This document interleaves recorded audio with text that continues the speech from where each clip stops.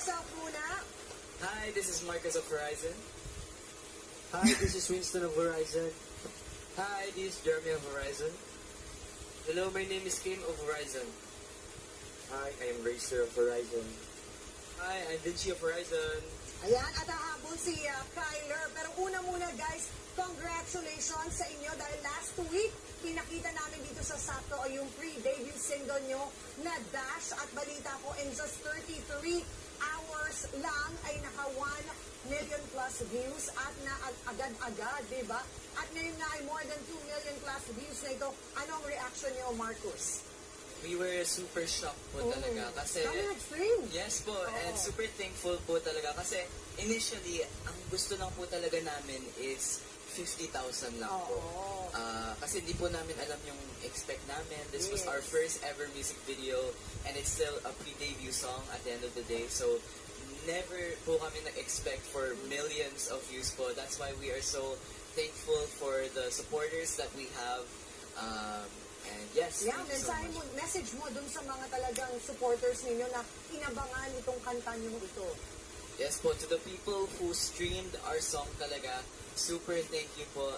We really, we're so happy that our efforts paid off kasi we really put in a lot of sweat into the music video. So, we're so happy to see you guys appreciate the music video. Yes. O balikan lang natin yung inyong naging journey sa Dreammaker. Ano ba yung pinaka-memorable? Ikaw na ang sumagot.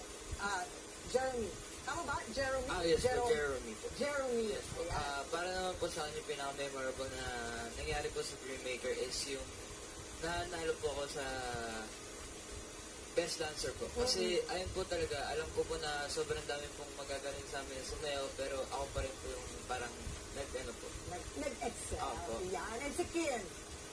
Yung pinaka-memorable naman po sa akin ay yung kulitan namin sa Dreammaker, sa dorm po.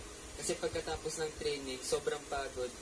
Pero pagdating naman sa dorm po, hindi ko mararamdaman yung pagod kasi always kami nagkukulitan. Yes. At kay Racer, tama ba? O, ano naman ang next journey ng Horizon after Dash? After that po, Marami pa kayong gagawin? training po para nagre-ready po para sa debut sa Korea. At pupunta kayo ng South Korea, balita ko, tama ba? Oh, yes po. Oo.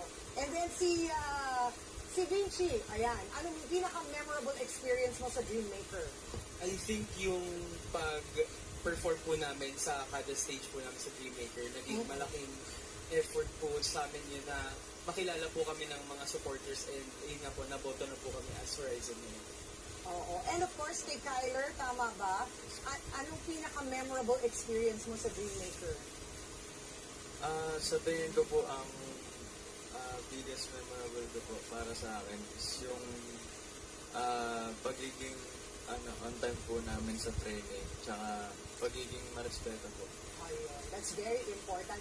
Kaya naman, Marcos, please invite yung inyong mga supporters to stream and to download your songs. Yes po, please continue to stream Dash on Spotify, iTunes, and everywhere else in the Korean platforms as well.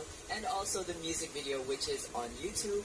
And you can always find us in our social media accounts, which is at Horizon, HORI7ON official, on Twitter, Instagram, Facebook, TikTok, and YouTube.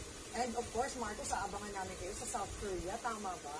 Oo, excited na ba kayo para Yes. para dyan sa magiging biyahe nyo? Yes po, super duper excited po. Yun po Yes. talaga yung dream namin. Yes, and finally, magkakatotoo na yung dream nyo na yan. Again, guys, congratulations, and thank you so much sa pagbisita nyo sa amin dito